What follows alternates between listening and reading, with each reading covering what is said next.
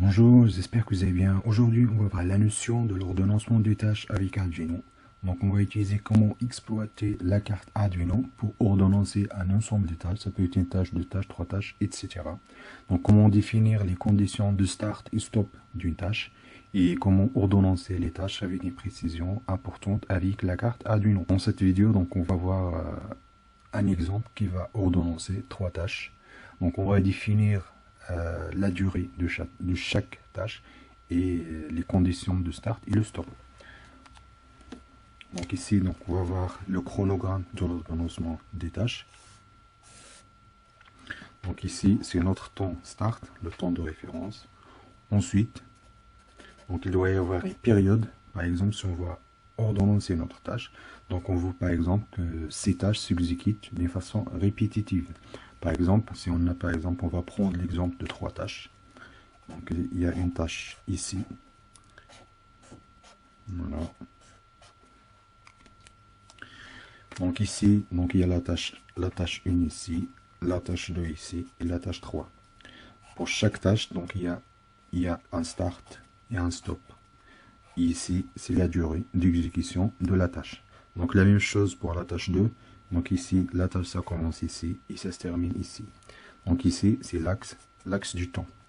Donc la durée d'exécution de la tâche. Donc ici, c'est un paramètre important pour dans une tâche, pour les différentes tâches. Donc la tâche 1, la tâche 2 et la tâche 3. Donc, notre objectif dans le programme Arduino, donc on va définir les conditions de start et stop pour chaque tâche, ainsi définir la durée d'exécution des tâches. Donc dans cet exemple-là, on va utiliser trois LED, trois sorties qui vont être alimentées en fonction de l'ordonnancement du programme. Donc à la fin, donc ici, il y a une période de réinitialisation. Par exemple, si on a trois machines, on va prendre l'exemple d'une machine 1, la machine 2 et la machine 3, chaque tasse pour une machine. On veut qu'une machine, par exemple, la machine 1, ça s'alimente, par exemple, ça commence à 10 heures et ça s'arrête à 11 heures. Ensuite, donc la machine 2, ça commence à 13 heures. Et la deuxième machine, ça s'arrête à 16 heures. Et la différence du 2, ça donne la durée de la tâche. Donc la machine 3, je veux que ça commence à 10 heures du soir. Ça se termine à minuit, à 00.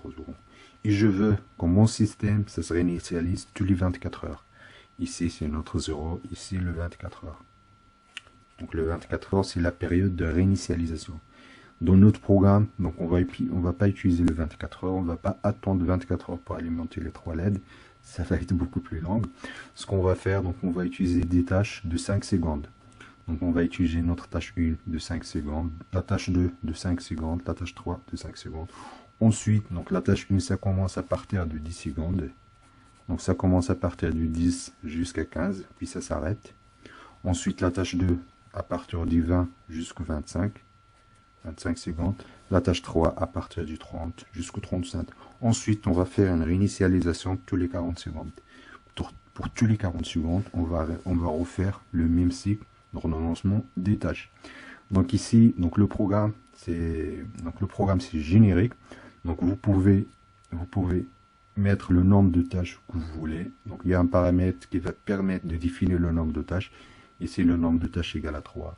Ensuite, donc il y a une partie qui sera dédiée à la définition des conditions de start et stop et pour chaque tâche. Donc vous pouvez réutiliser le programme pour ordonnancer, pour augmenter le nombre de tâches, etc. Donc on va passer maintenant à la partie implémentation. On se retrouve dans l'interface Arduino. Donc on va passer à la description du programme. Donc ici, donc on a du paramètre de constante. Donc on a une constante qui va définir le nombre de tâches. Donc ici, on a 3 tâches. Ensuite, ici, donc c'est la durée de répétition. Donc c'est la période de réinitialisation de notre programme en millisecondes. Donc ici, c'est 40. Donc c'est 40 secondes. On va multiplier par 1000 pour avoir une valeur en millisecondes. Ensuite, ici, c'est les sorties. Donc on a 3 sorties, 3 LED. Donc il y a la LED 1, 2 et 3 qui sont branchées dans les sorties 2, 3 et 4 de la carte Arduino. Donc ensuite, donc on va utiliser des tableaux pour définir les conditions de start et les conditions de stop. Donc l'avantage d'utiliser des tableaux, par exemple, si on a un nombre de tâches égal à 10. Donc si on a un nombre de tâches égal à 10, par exemple, si on va définir le tâche on et le tâche off, il nous faut des variables. Donc ici, on va utiliser des tableaux. Donc les tableaux, ça simplifie donc le codage de notre programme. Et également, on verra tout à l'heure pour la réinitialisation, pour le setup des conditions. Donc c'est beaucoup plus simple.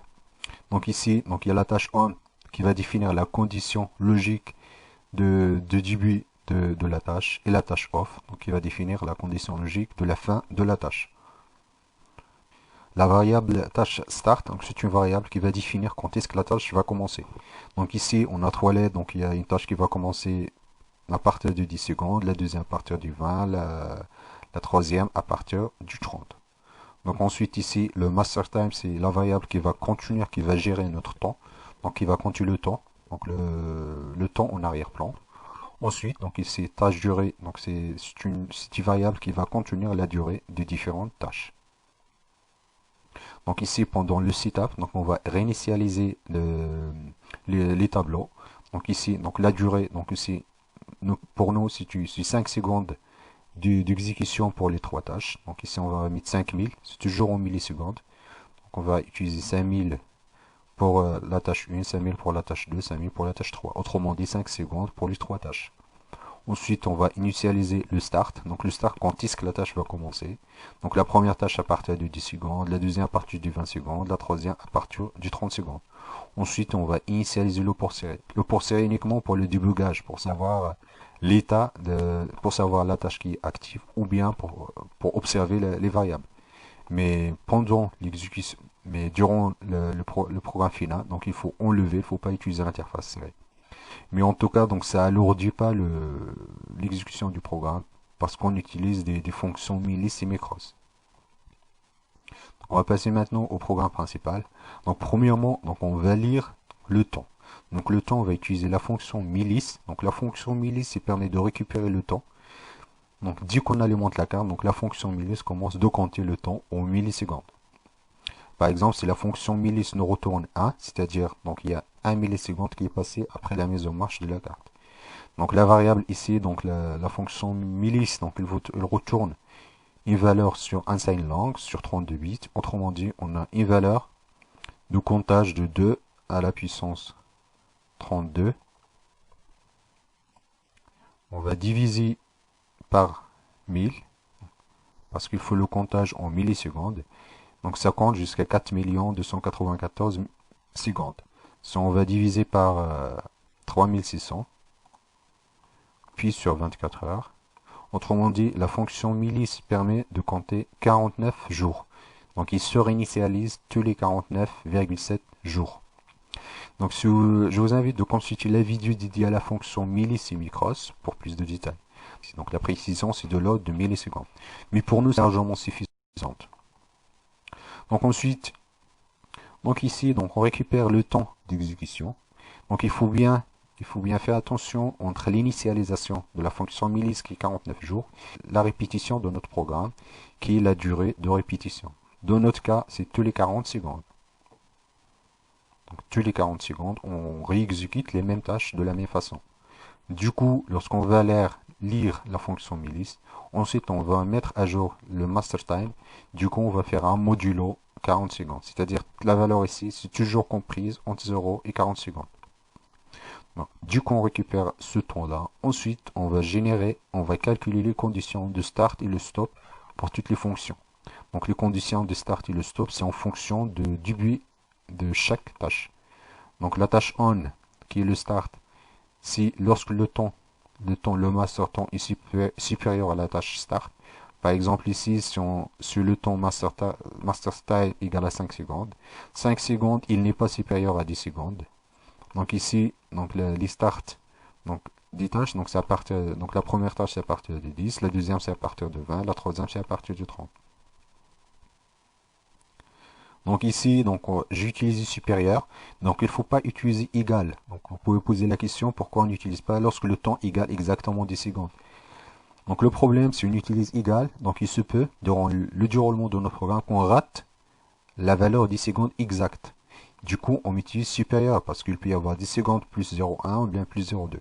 Du coup là, on est sûr, lorsqu'on dépasse 10 secondes, que notre gestionnaire de temps dépasse 10 secondes.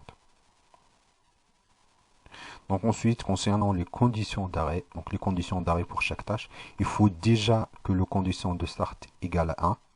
Lorsque le start, c'est-à-dire on est sûr qu'on est bien au début de la tâche en cours d'exécution de la tâche. Ensuite, il faut que la durée, donc le temps qu'on récupère, soit inférieur à la durée du start plus la durée. C'est-à-dire ici la durée d'exécution de la tâche. Donc la tâche off, ça nous donne l'information. Donc celui-là égale à 1 uniquement lorsqu'on est entre le start et le stop de la tâche. Donc on va faire la même chose pour toutes les tâches. Donc vous voyez ici donc l'utilisation de la boucle for. Donc c'est simplifié. Donc c'est simplifié largement le calcul de le start et stop.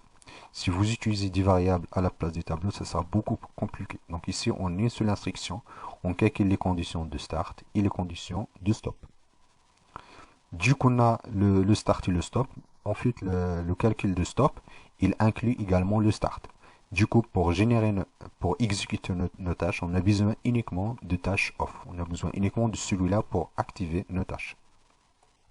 Donc pour l'activation de tâches, donc on va exécuter tâche par tâche. Donc il suffit de tester est-ce que le tâche off égale à 1. Lorsque le tâche off égale à 1 de 0, c'est-à-dire de la tâche 1, on va exécuter la tâche 1. Donc la tâche 1, c'est ça notre tâche 1.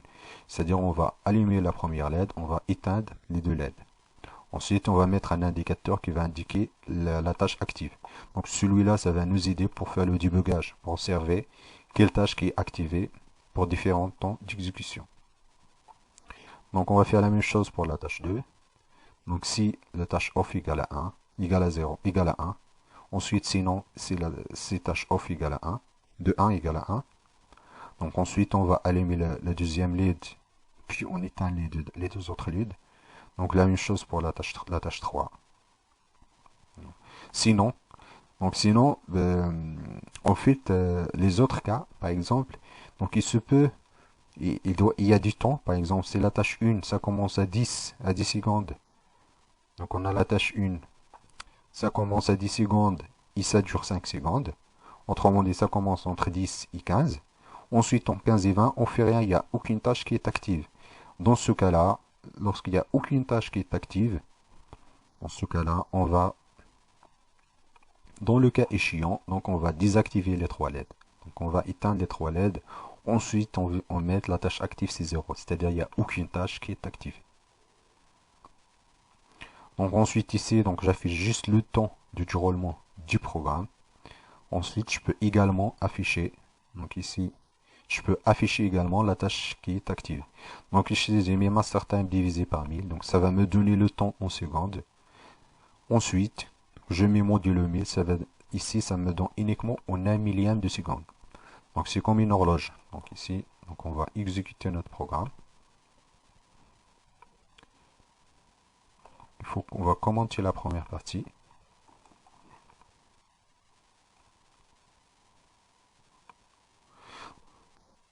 Donc ici, on va afficher uniquement donc, le gestionnaire du temps. Allez, dans l'interface qu'on voit ici, donc, on affiche gestion le master time. Le master time, donc c'est lui qui gère le temps. Donc ça commence de 0. Lorsqu'on arrive à 40 secondes, on réinitialise le temps. Donc, je transfère le programme.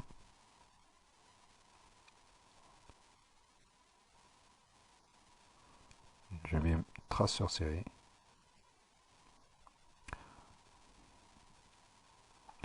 Voilà, je mets moniteur serré. Donc ici, qu'on voit ici, donc c'est le temps. Le master time, c'est le gestionnaire du temps. Donc ça compte en secondes. Ici, c'est 8. Lorsqu'on fait diviser par 1000. Donc ici, par exemple, si j'ai mis 1001 divisé par 1000, ça donne 1000. Parce qu'ici, c'est une valeur entière. Donc la partie fractionnelle sera supprimée de façon automatique. Ensuite, lorsque je fais le modulo, je récupère uniquement. Si par exemple j'ai 1001 divisé par 1000, modulo 1000, ça donne 1. Donc ça donne l'information, c'est 1 millième. Donc ici, j'ai comme une horloge. Normalement, ici, lorsque j'arrive à 40 secondes, il faut que je réinitialise mon système. J'ai 38, 39, 40, je recommence à 0. Donc pourquoi? Parce que ici, donc au début du programme, donc ici, donc le master time, c'est le master time modulo durée de répétition. Donc je répète toutes les tâches, toutes les 40 secondes. Donc ici, toutes les 40 secondes. Donc ensuite, je peux également afficher la tâche active. Donc ici, je mets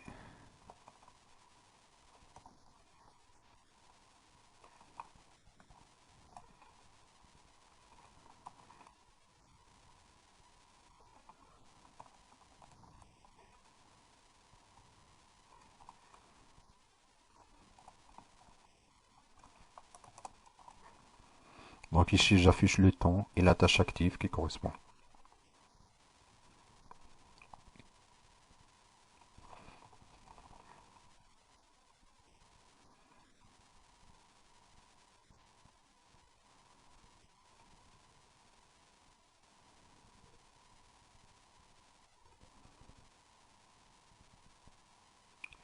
Donc là je regarde le moniteur série, ici la tâche active c'est 0, c'est-à-dire il n'y a aucune tâche qui est active.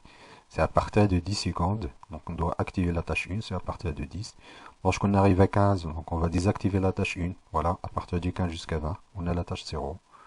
Ensuite, entre le 20 et le 25, donc on a la tâche 1, la tâche 2, voilà, entre le 20 et le 25. Ensuite, entre le 25 et le 30, il n'y a rien. Ensuite, à partir du 30 jusqu'à 35, on a la tâche 3.